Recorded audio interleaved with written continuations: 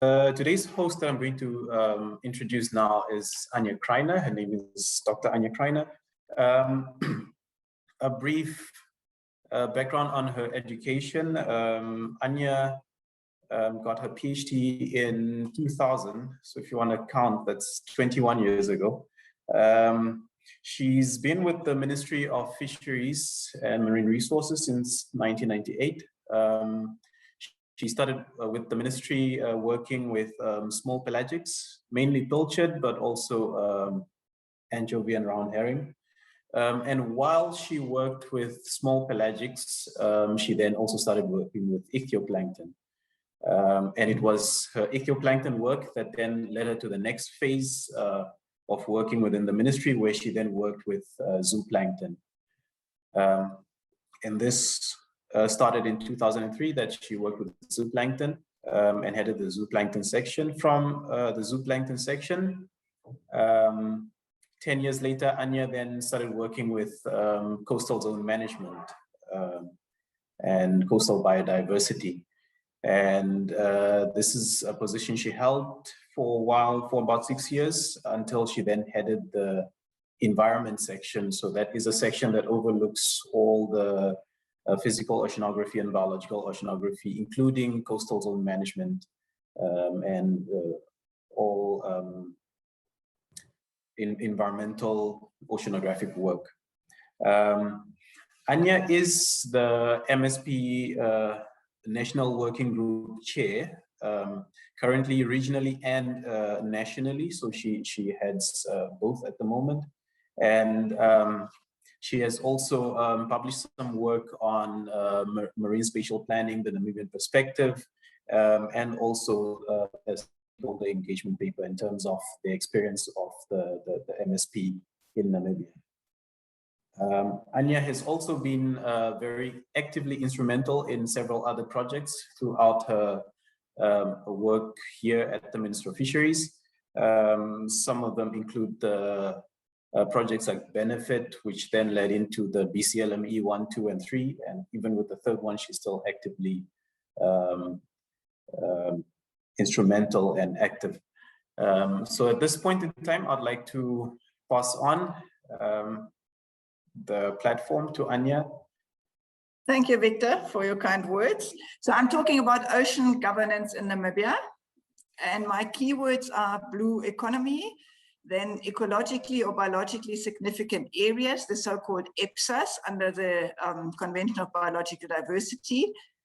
Ecosystem approach, I took away the fisheries because it's not only to fisheries, it's the ecosystem approach to ocean governance, and marine spatial planning, MSP.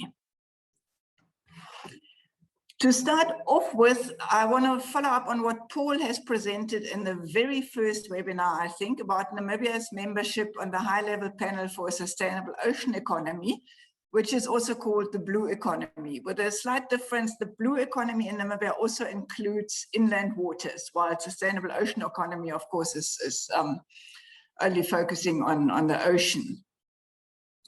And I took the table out of their latest document just to show what Namibia, here we see Namibia, has committed to prioritize under this high-level panel. And that is sustainable ocean food, sustainable ocean energy, sustainable ocean transport, then a precautionary approach to seabed mining, reduce greenhouse gas emissions, protect and restore marine and coastal ecosystems, reduce ocean pollution, and promote equal opportunity for people to benefit from the ocean. So these are the themes that Namibia has prioritized from this high list, this long list. But sad to see that finance is not prioritized. Where does blue economy and MSP and EPSAs fit in the current Namibian planning scenarios? And I took this table or diagram from the National Development Plan 5, which goes from 2017 to 2022. And we can see that actually by 2019, we were supposed to develop and implement the blue economy policy in a regulatory framework. We're a bit behind with that. I understand that the national consultations on the blue economy policy is starting next month. Then we're also supposed to institutionalize marine spatial planning. We're not quite there yet, but we've made quite a progress in the marine spatial planning. And then we're also supposed to identify IPSAs, and there we have made major progress, and that is one of the main things of my talk, how that fits into marine spatial planning. And marine spatial planning is supposed to be one of the key tools to achieve the blue economy. So that's how it all falls together. But as you can see, we are a bit behind schedule. But I think Paul is in Windhoek at the moment to brief our new minister on the blue economy, and maybe then it will take up some speed again. So what is marine spatial planning? It is a decision-making process that guides where and when human activities occur in the ocean.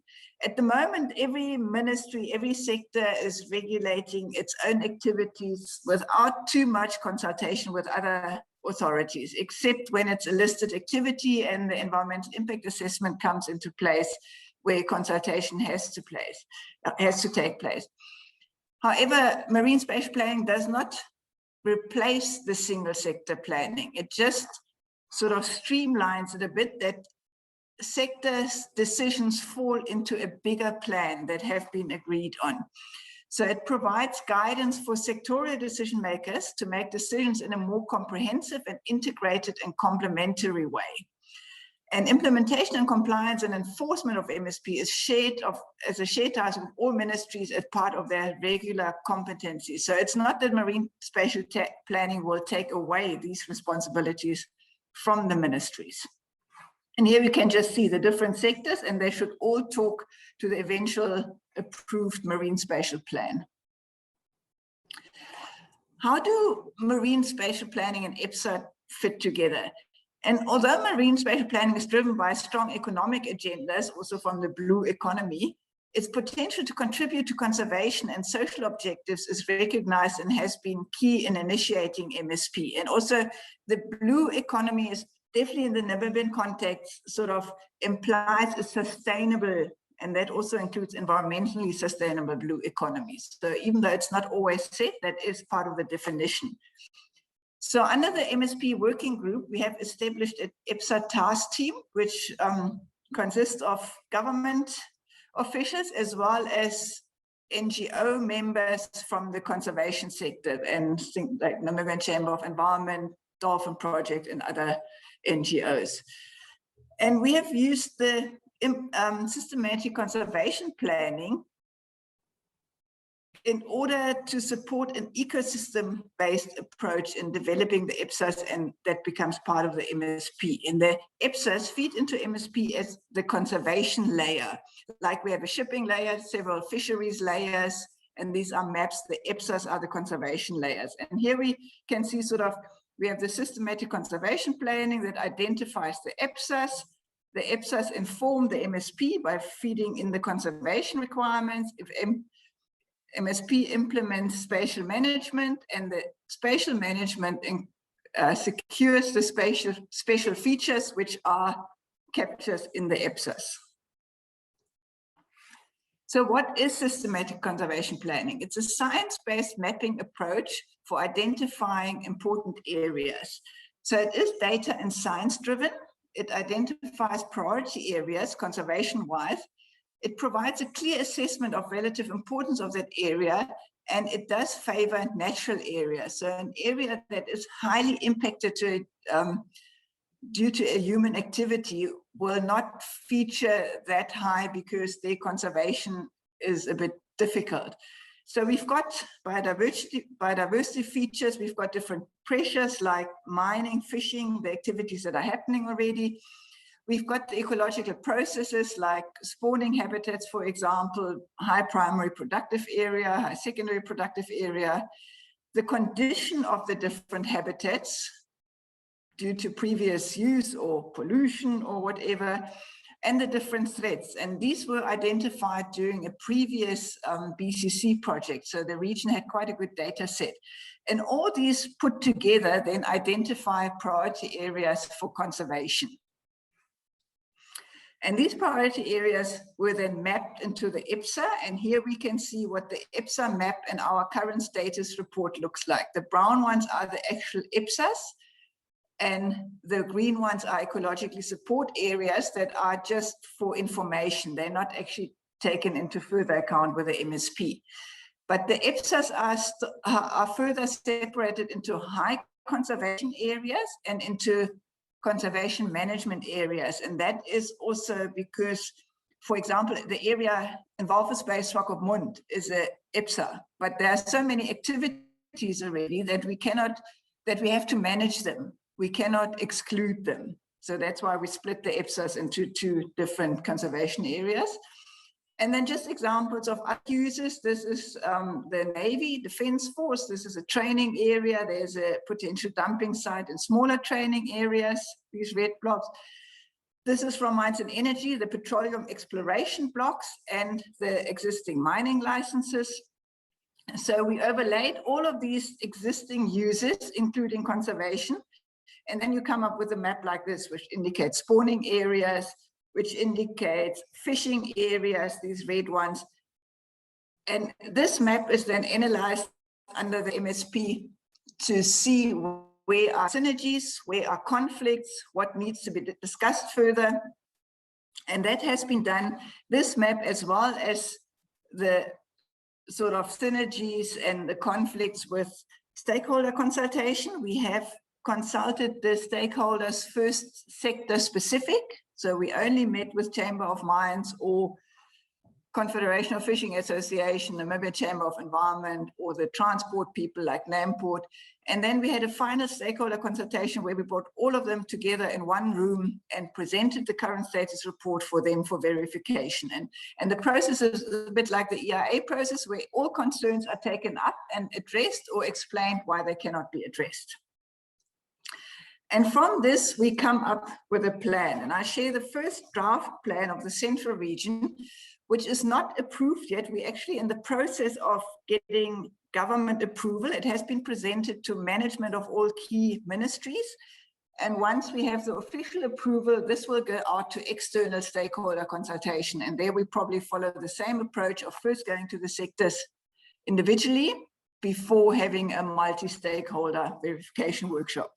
And we can see we've got different zones. These are the biodiversity, the dark green, and that's other biodiversity management areas. Then we've got different fisheries areas, which are coming from from VMS data, actually, where the respective fishing vessels. We've got other ones that are the preferred areas for ski boats.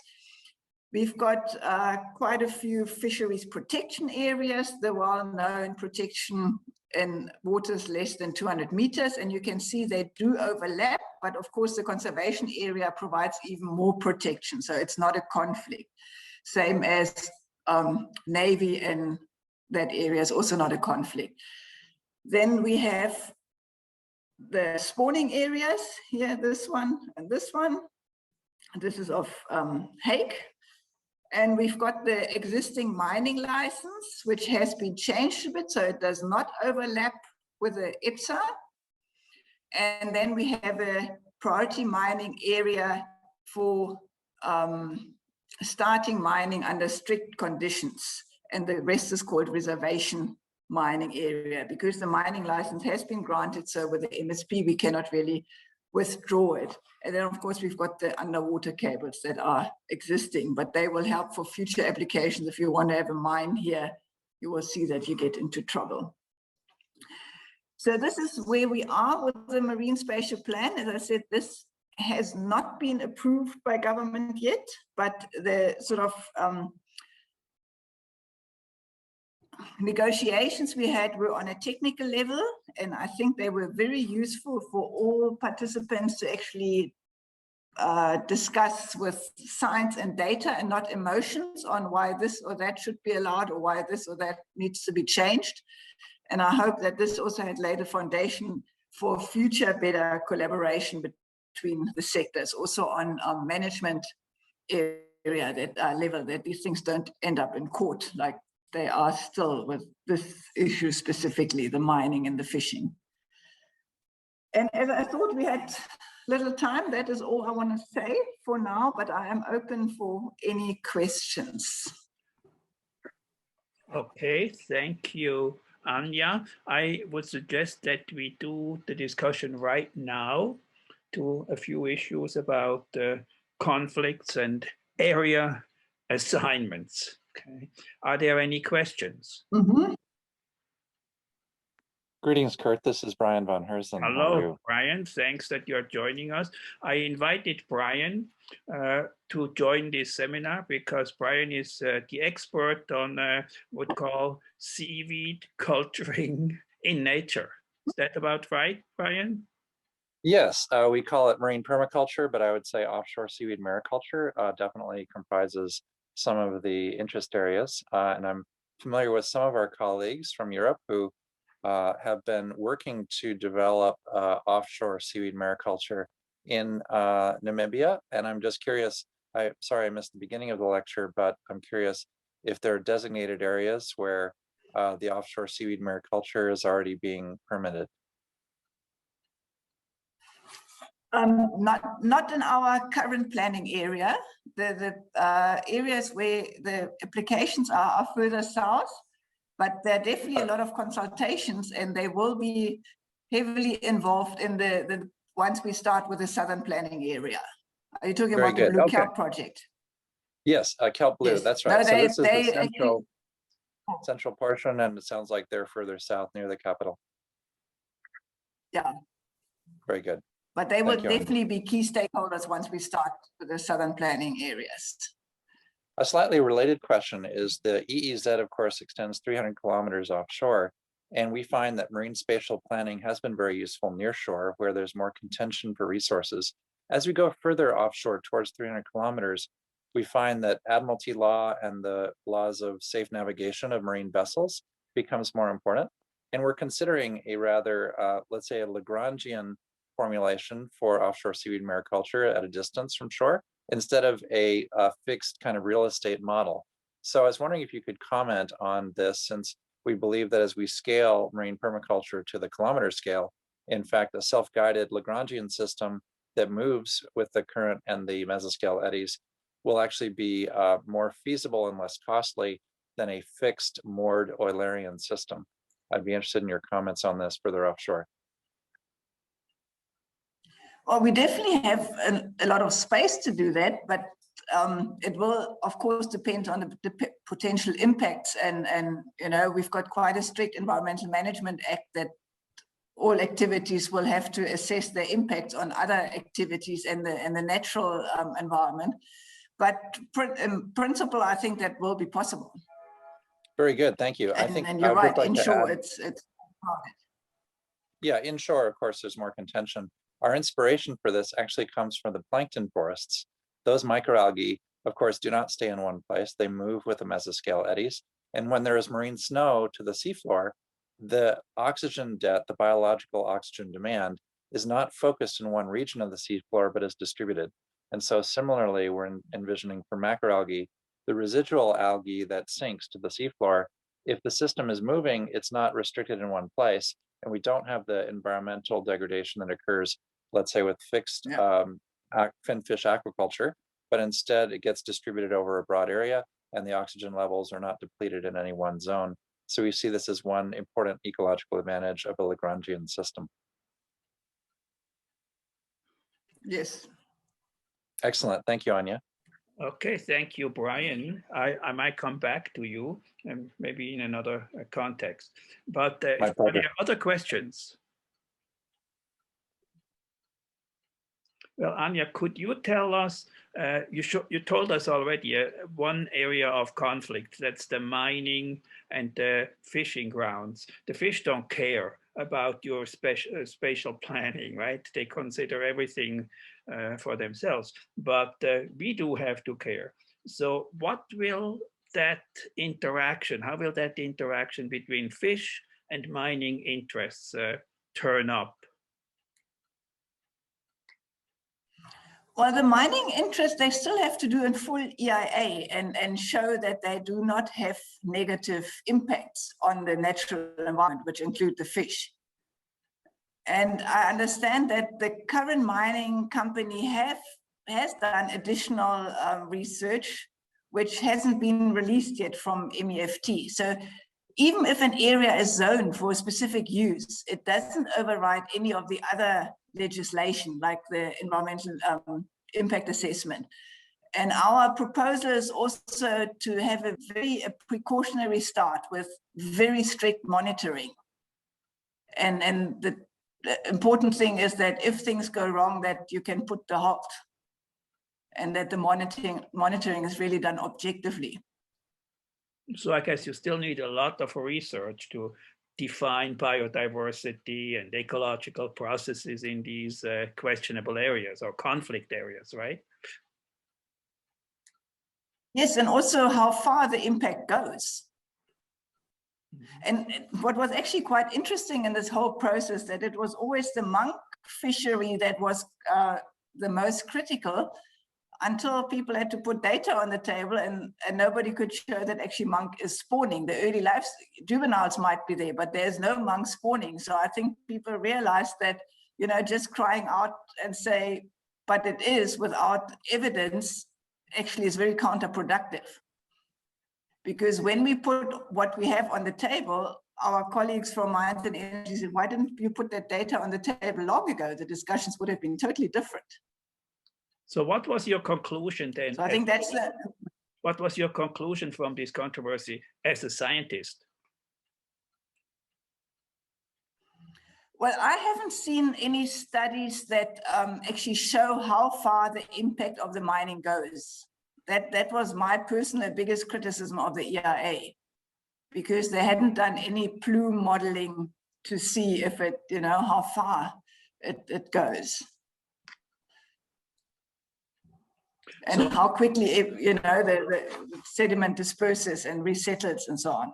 Yeah. So did you demand any particular research? Yes. Like what? Hydrodynamic modeling of the actual sediment of the area, and actual measurements, using actual measurements of currents at different depths, because the currents also change in different seasons. Okay. Now, Brian, you have another question, I see. Would you like to pose it yourself? Yes, I'm just curious because there are many portions in the Eastern Pacific where in the upwelling regions, we actually experience seasonal hypoxia, for example, off the coast of Oregon. And in fact, from time to time, there are fish kills because the oxygen level drops to dangerous levels in the region of upwelling, which occurs in the Northeastern Pacific. I'm curious if in the Southeastern Atlantic near Namibia, because there's so much upwelling, do you observe seasonal hypoxia near the seafloor, and in what regions? And does this occur naturally, and to what extent do anthropogenic interventions exacerbate the situation? A clear yes. I mean, hypoxic sediments are actually one of the characteristics, or you know, anoxic sediments of our region, and there's a lot of studies going on to research on the adaptation of different organisms to these anoxic sediments, and we do have sulfur eruptions, anoxic events that lead to crayfish walkouts, fish die-offs, and everything. Yeah, and that is one of the big concerns also for the aquaculture industry. We had a huge effect in 2008 when we had a major low oxygen event where I think 50% of the local aquaculture industry here in Walvis Bay went bankrupt because they didn't have any mitigation measures. So it is a quick, and that's of course also a topic in the mining thing, how much the disturbance of this anoxic sediment releases these gases like H2S and methane. Yes, that sounds very serious. And should I equate the anoxic seafloor and the anoxic benthos, as in the benthic waters, is the anoxic seafloor usually an indication of anoxic bottom water, or are they disjoint? Because I know the oxygen level drops very quickly as you go into the sediments, but to what extent are the sediments diagnostic of the bottom waters themselves? I think they overlap. Bronwyn, you have to jump in here. You're more expert on that. but the low oxygen water in the lower water column overlaps with the anoxic sediment, and it is natural. It's not anthropogenic driven. It's a natural feature of the system. Bronwyn, do you want to add something to that? Yeah, you're asking whether the sediments are characteristic or the bottom water is characteristic of the anoxic sediments. Very much so.